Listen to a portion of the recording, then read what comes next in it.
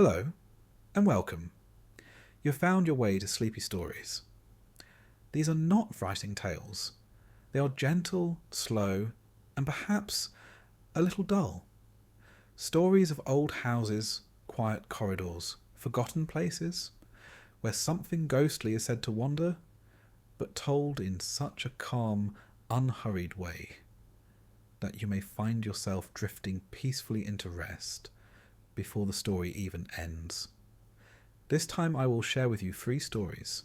The first, about a library where books never quite stayed where they were placed.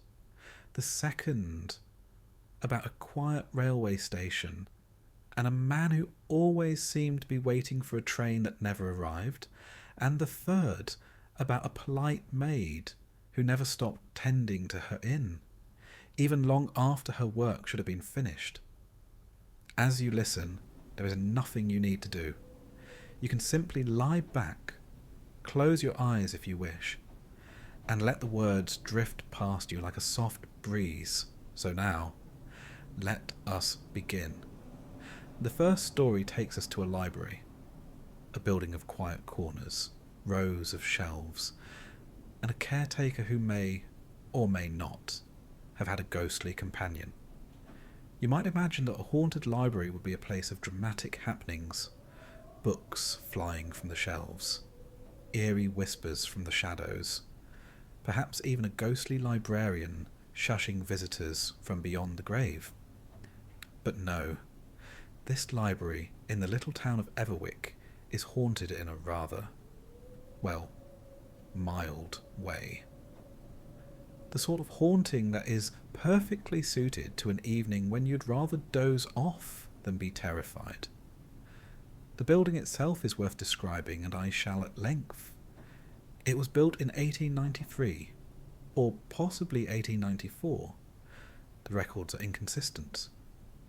It's a red brick structure with windows tall and narrow, rather like spectacles stood on end. The roof is tiled in slate, which looks perpetually damp, even on a rare sunny day. The front door is heavy oak and opened with a reluctant groan of someone being asked to rise from a comfortable chair. One could say the entire library has the personality of a man who would rather be left alone with his newspaper. Inside, there are 3 main rooms.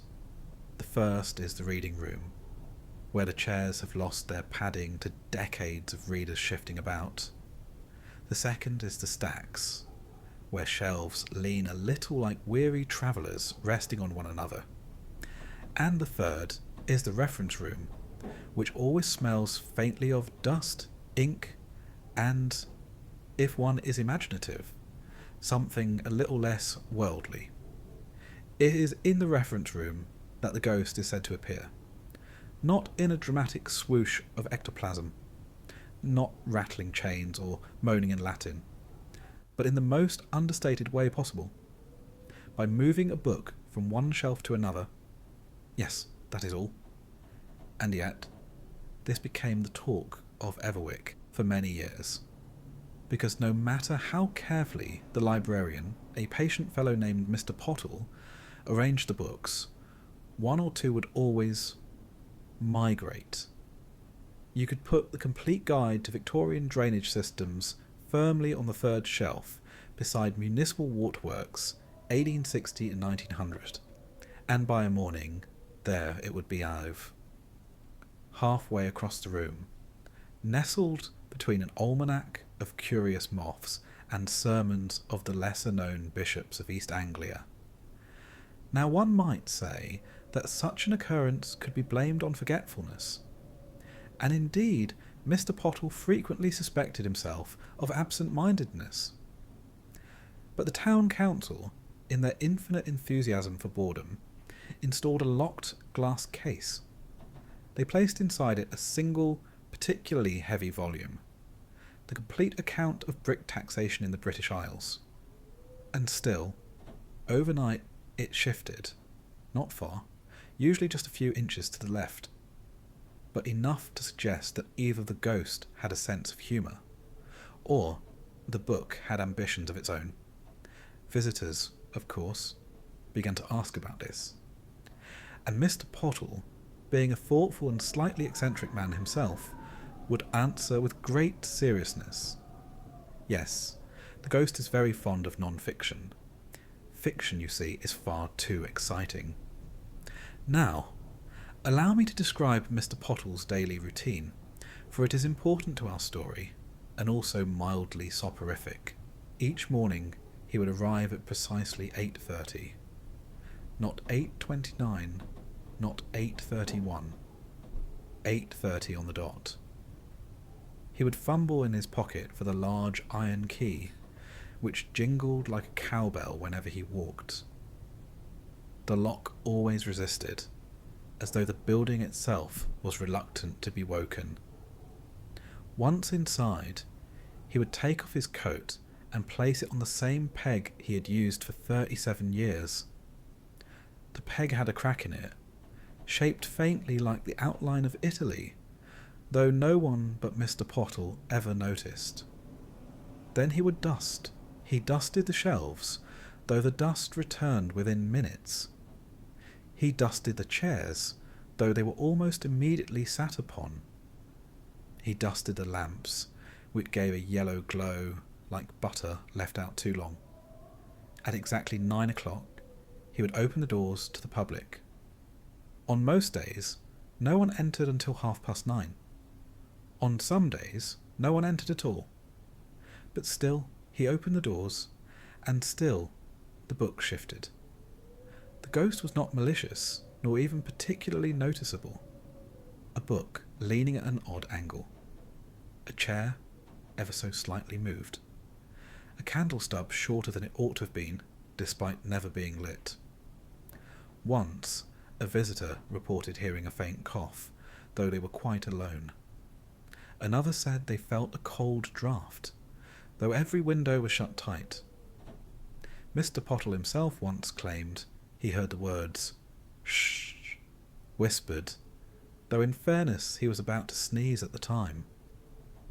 If anything, the ghost seemed more like a librarian's assistant than a menace, tidying, rearranging, ensuring that the dullest books were given pride of place.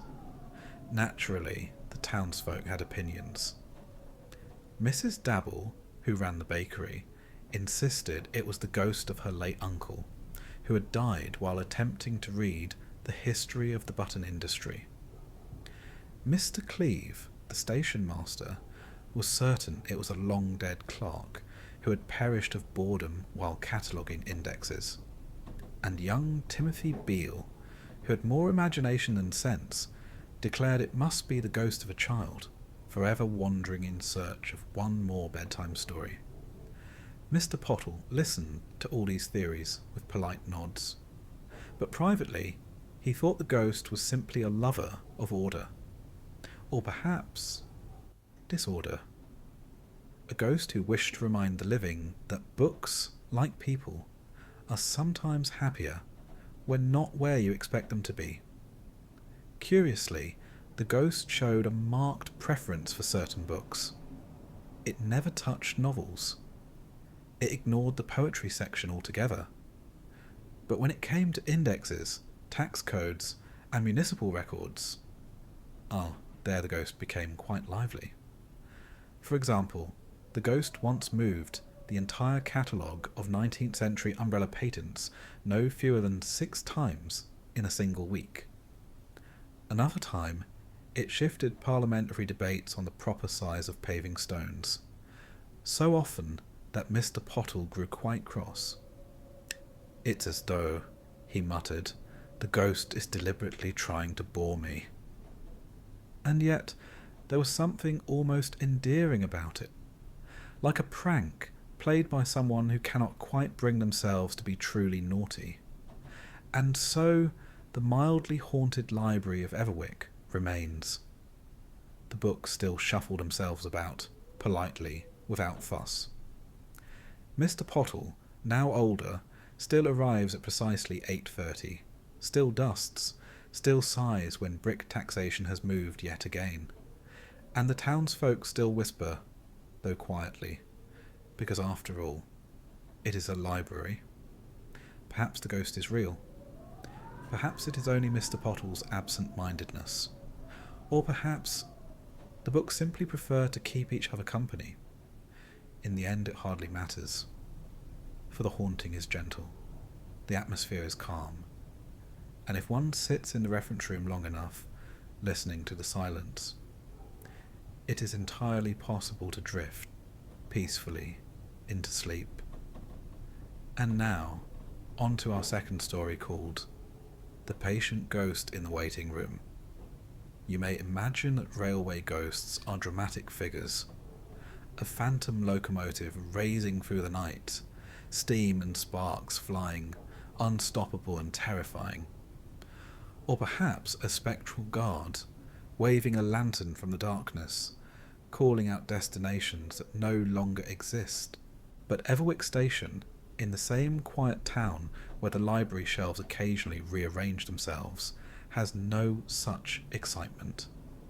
Its ghost is far more reserved. One might even say lethargic. He does not haunt with noise or spectacle. He does not rattle the windows or slam the doors. He simply waits. Yes, the ghost of Everwick Station is the most patient ghost you will ever not meet. He sits in the waiting room, hat in hand, and does precisely nothing at all. And yet, somehow, this is enough to unsettle the imagination. The station itself is a modest affair. Calling it modest is, in fact, a kindness. It has one platform, a ticket window that never quite slides shut, and a station clock that is forever 6 minutes slow. Several attempts have been made to fix this clock, but each repairman has failed. Some say the ghost tampers with it. Others say it simply prefers to be 6 minutes behind the rest of the world. The waiting room is a squat little building of pale brick, with windows fogged by years of coal smoke and condensation. The paint inside is a pale beige, or it might once have been white, though age has lent it the colour of a weak tea. The benches are wooden, hard enough to remind you of every bone in your spine, yet polished smooth by decades of passengers. And the smell... the smell. It is a peculiar mixture of damp coats, old newspapers, spilled tea, and the faintest trace of coal dust. A smell that cannot be scrubbed away, no matter how many buckets of soapy water are thrown at it. On the walls hang faded railway posters. "See the seaside at Everwich-on-Sea," proclaims one, though the seaside town in question lost its beach to erosion several decades ago. Another promises fast trains to London in only 2 hours, a boast that was true in 1910 but is considerably less reliable today.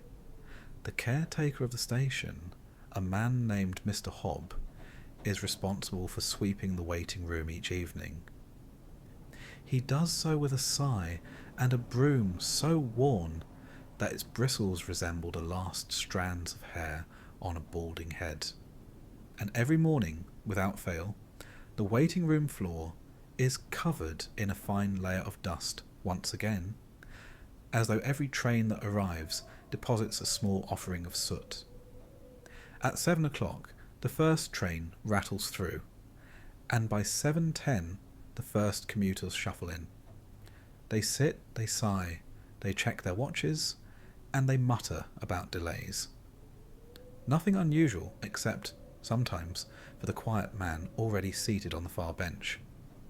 The one who, if you glance twice, is suddenly no longer there. The ghost is always described the same way. He wears a dark coat, buttoned neatly to the chin. A hat rests in his lap, and a pocket watch glints in his hand. No one can ever say exactly what time the watch reads, because the angle of his hand obscures it. He appears in silence. He sighs, very faintly, and then, after a few minutes, he fades. He never boards a train.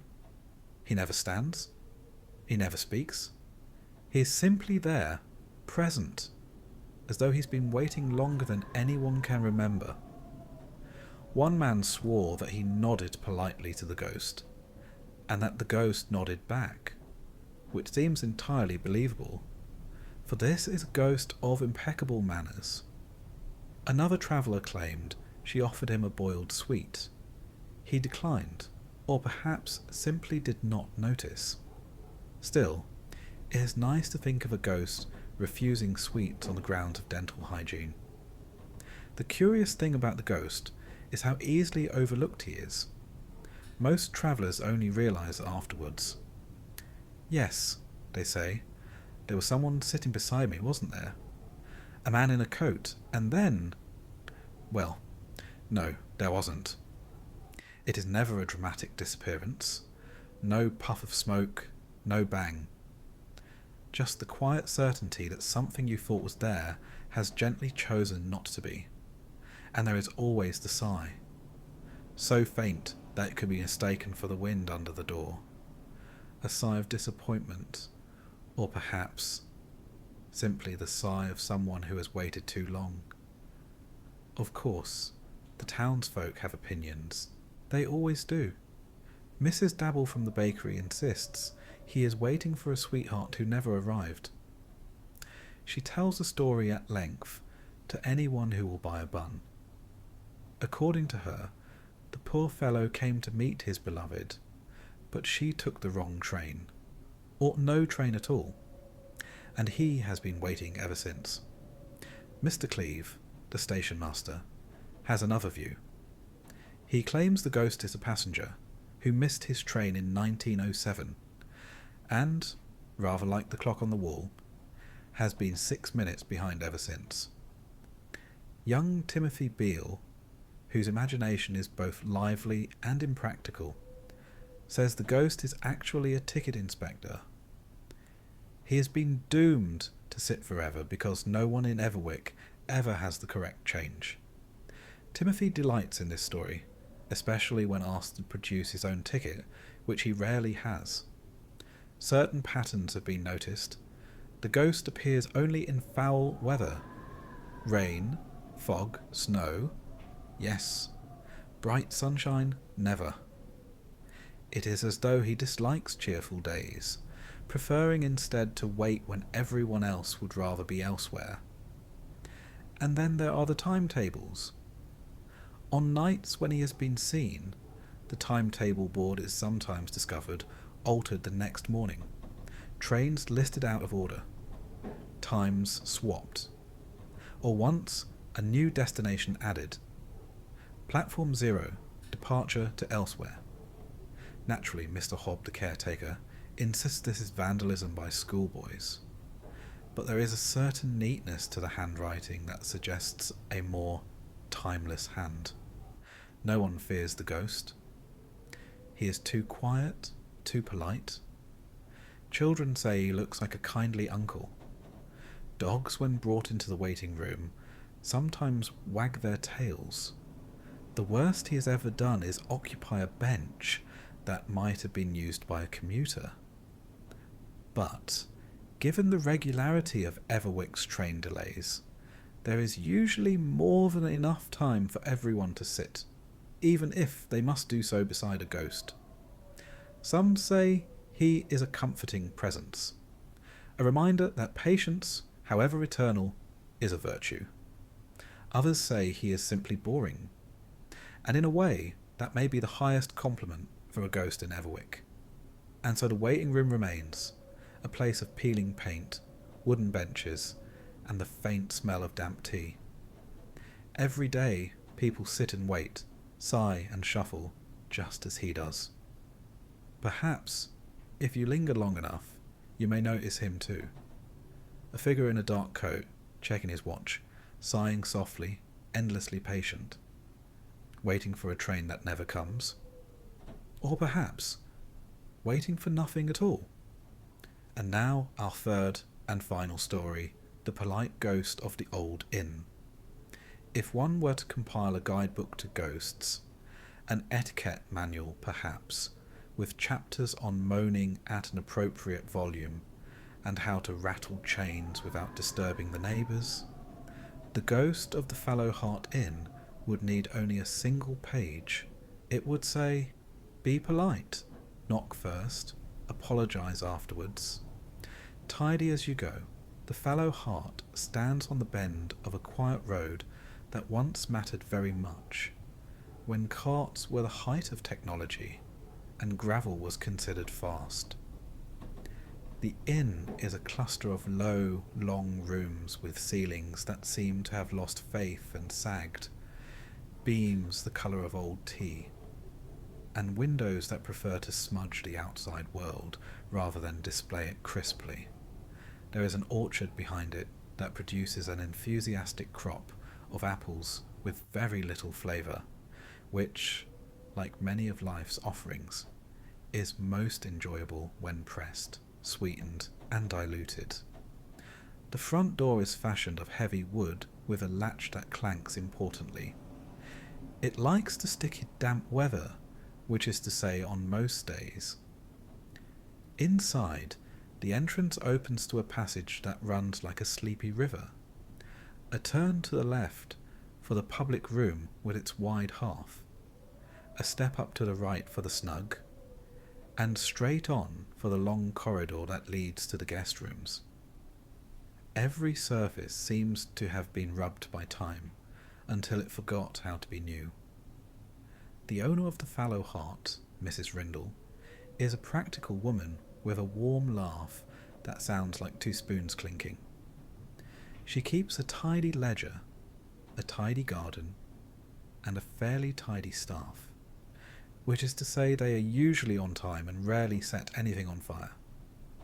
Her chief concern is the comfort of her guests. Her second concern is the price of firewood. And her third concern, though she would not admit it, is the ghost who helps her after midnight. You see, the ghost is a maid, or was. Her name is not recorded because the inn's old ledgers favoured sums over names and kept detailed accounts of candle stubs, but none of staff smiles. Still, everyone calls her the maid, as if she has only just stepped into the hallway to fetch a fresh pillowcase. Her presence is known by the lightness of footsteps that do not quite weigh enough, the subtle scent of soap in a room not yet cleaned, and the quietest knock you will ever hear. The knock is her signature. It is not the sort of knock that demands entry. It is a suggestion, almost shy, formed by two soft taps. Toc, ... She does this on every door, even if the room is empty. Especially if the room is empty. It is not that she expects an answer. It is, one suspects, that she believes in asking permission from the quiet itself. Now, the maid does not frighten. She does not sigh theatrically in mirrors or rearrange furniture with a flourish. She tucks things in. That is her way. She tucks tablecloth corners precisely under table legs. She tucks stray threads back into cushions. She tucks notes under coasters when a coaster is regrettably not being used. In the guest rooms, she tucks the bedclothes into a neat slope that seems designed not so much to be slept in as to be admired, as one admires the perfectly raked gravel outside the temple, with appreciation and a certain reluctance to disturb it. She tidies the cutlery. This is important to understand.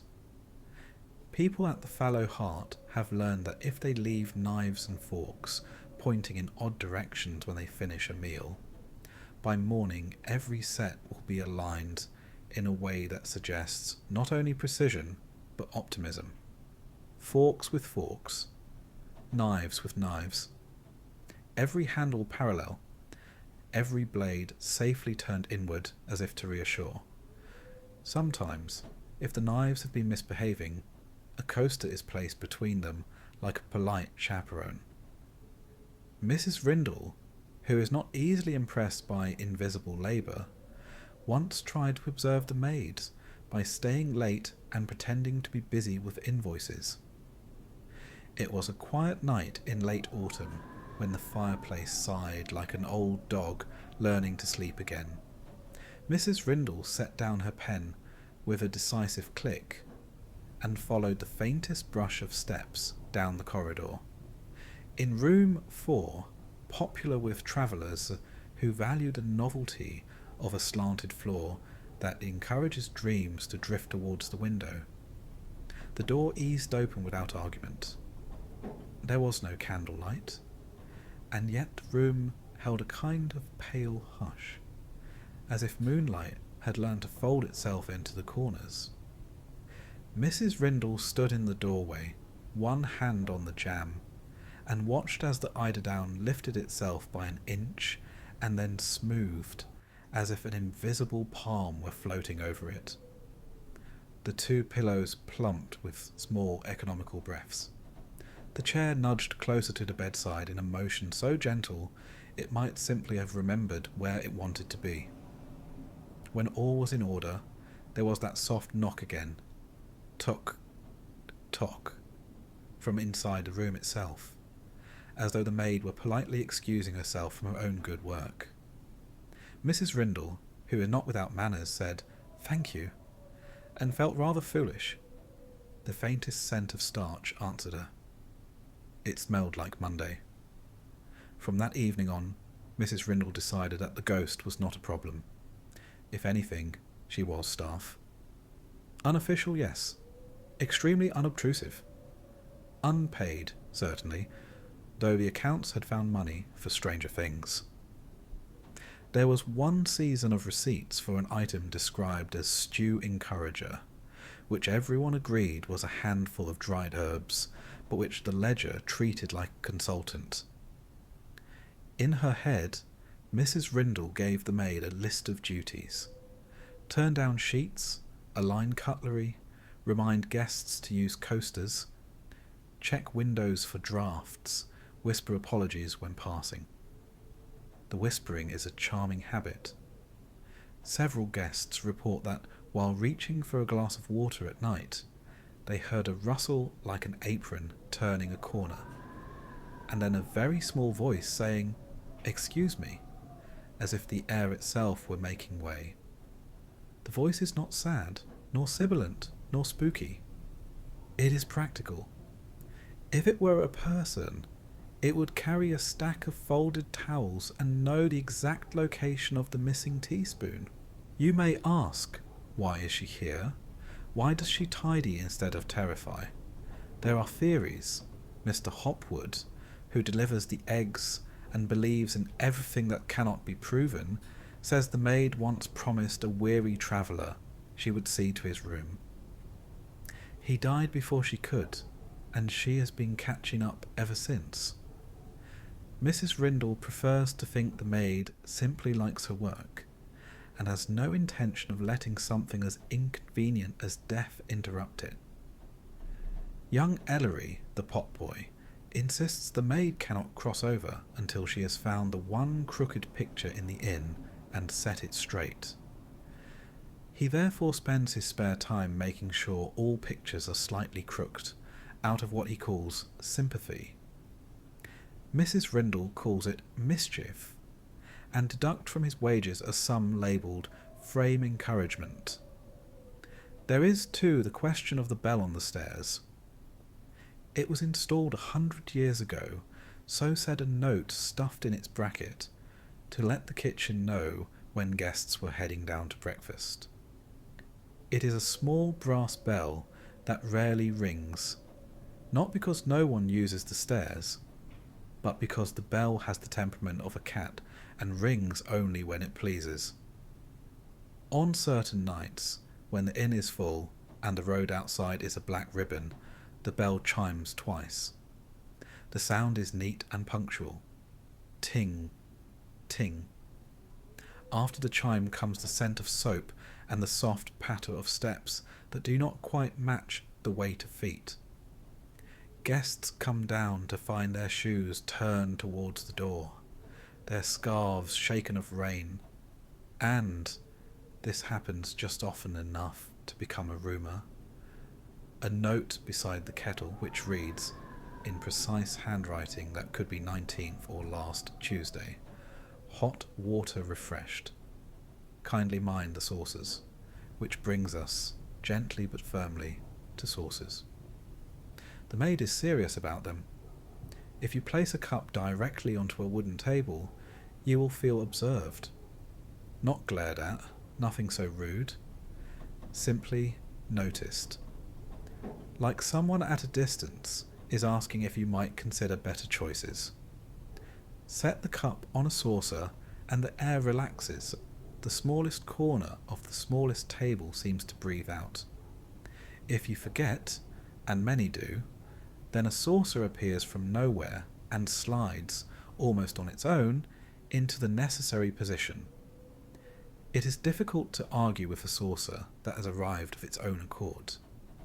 She is conscientious, but not severe.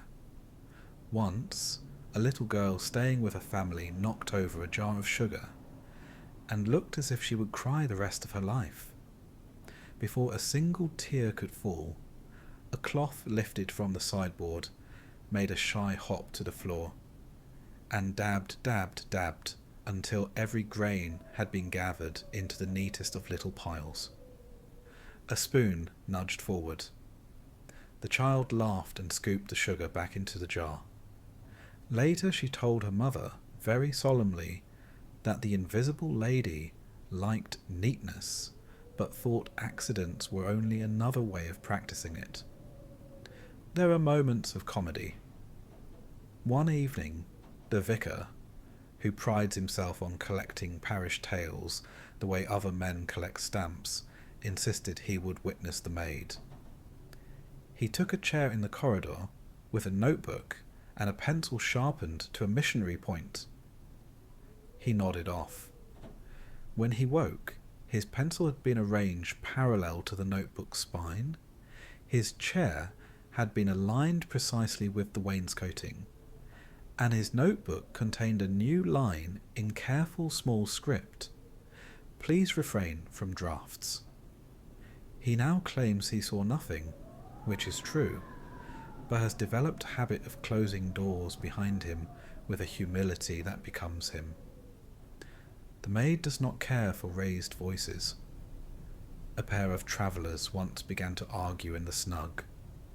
Nothing violent, merely the sort of argument that starts with a menu choice and ends with philosophy. As their voices rose, the fire went suddenly and decisively low, as if deciding it would not lend them its heat. The clock over the mantel ticked with the level stare of headmistress. A coaster slid between them like a referee entering the ring. The travellers lowered their voices, then lowered them again, and finally decided that perhaps they were not hungry after all. The fire brightened in polite approval. In winter, when frost sketches ferns across the windows, and the road outside is the colour of unambitious sky, the maid's presence is most helpful. She tucks hot water bottles slightly closer to the foot of the bed than human hands would dare, a placement that later proves, inexplicably, to be precisely correct. She draws curtains with a flourish so small it must be imagined.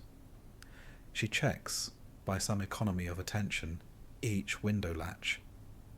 Guests wake to find their breath no longer visible, and their dreams arranged in a tidy stack at the edge of memory. A man once arrived very late, long after the row had forgotten him. He carried his suitcase like it had persuaded him to elope, and then changed its mind. He was shown to a room and fell upon the bed as if it were a friendly shore. In the morning he came down pale and puzzled. "I had a dream," he said, cupping his tea in both hands, "that someone knocked, ever so softly, and asked if I minded that she should straighten the curtain. I said I didn't mind, and in the morning the curtain was straight." Mrs. Rindle nodded, as she does when complicated matters are best left simple, and said, "We like to keep things just so." There is a portrait in the corridor, oval, varnished to a kind of polite gloom. It shows a young woman in a plain dress, her hands folded, her gaze steady and a little amused, as if someone has told of a joke with a very slow punchline. No one knows who she is, though the older regulars insist she looks exactly like someone they once knew and cannot place. Dust does not settle on her frame. Once, during a small gathering, a draught persuaded the picture to tilt. By the time anyone noticed, it had straightened itself. Ellery the potboy claims he saw it happen.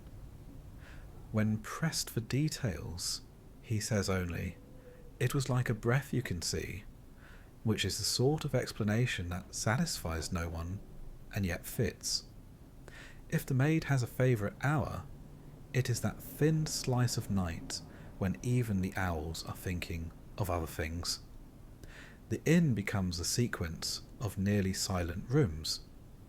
The kitchen cooling, the public room, charcoals the colour of thoughts, the corridor a ribbon of almost dark. In that hush, you can hear the slight order of the place, the tick of the clock, the settle of the stair, the grain of tabletops remembering they are trees, and then somewhere the softest sound, tock, tock, a door, a pause, a rustle, a sheet smoothing its mind. It is not a performance, it is maintenance. What then does she want? Some ghosts want justice, some want attention, a few want noise. The maid appears to want none of these. She wants alignment. She wants the small relief that comes when a thing is in its place. In an untidy world, full of mislaid letters, unreturned glances, unintended consequences, she has chosen the consolations of corners and edges. Perhaps, if one were to be philosophical at a reasonable volume, one might say she is mending what can be mended, which is sometimes all we need. On certain mornings, when the light is the colour of warm paper, Mrs. Rindle leaves a saucer on the sill of the back corridor window with a square of shortbread upon it. It is an old habit, begun for mice and continued for kindness. The shortbread is always gone by noon. This proves nothing, of course. Mice are mobile, staff are hungry, and yet there is always, faintly on those mornings, the smell of newly aired linen in the passage, and the bell on the stairs gives a single bright thing that sounds like approval. The fallow heart prospers modestly. Guests tend to sleep rather well and leave compliments that mention unexpected peacefulness and the best aligned knives we've seen. Word has travelled that this is an inn where order is gentle, where hospitality extends beyond closing time, where a cup will find its saucer whether you remember or not. And if, at night, you wake and wonder for a moment what moved in the room, if it was only the curtain remembering where to fall, or the blanket describing its own edge, well, that is part of the comfort. Before you sleep, if you happen to be staying in room 4, or any room really, you might listen. You might hear 2 soft knocks, and then a pause like a smile. You might whisper, "Come in," even though no one does. You might think, as the pillow lifts the smallest degree, and the glass on the bedside table glides precisely onto its waiting circle, that there are many ways to be looked after. Some of them are visible, some of them are tucked in. And if you forget your manners, if you leave your cup on the bare wood, if you abandon a sock to the middle of the floor, well, someone will notice. Not unkindly, only with a sort of attention that makes a place feel held. In the morning, you'll find the cup paired with its saucer, the sock folded over the other, and the room arranged as if sleep had been a guest and comfort a custom. So the maid continues, without summons or complaint, with her careful, considerate work. polite to the doors, apologetic to the drafts, approving of sauces, sceptical of raised voices, solicitous towards children and their sugar. If there is a world after this one, and who can say, perhaps it is very tidy, or perhaps it is a place where none of this matters at all, and she stays here because here, in this small inn on a bend of a road that once mattered very much, she can do something beautifully minor that makes a difference. For now, she knocks, she smooths, she aligns. She leaves the faintest fragrance of soap behind her, and a hush shaped like gratitude. And if you're awake to hear it, the bell on the stairs gives a respectful ting, which might be a good night, or might be a reminder, or might be, most likely of all, simply the sound a place makes when it is at ease. Rest now. The sheets are tucked.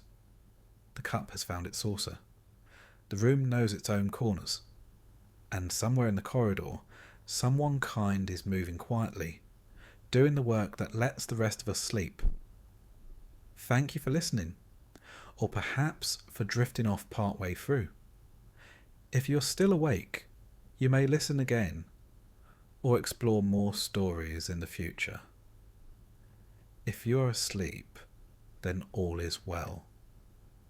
If you enjoyed yourself and found yourself soothed, then click subscribe for more sleepy stories. Good night, and rest easy.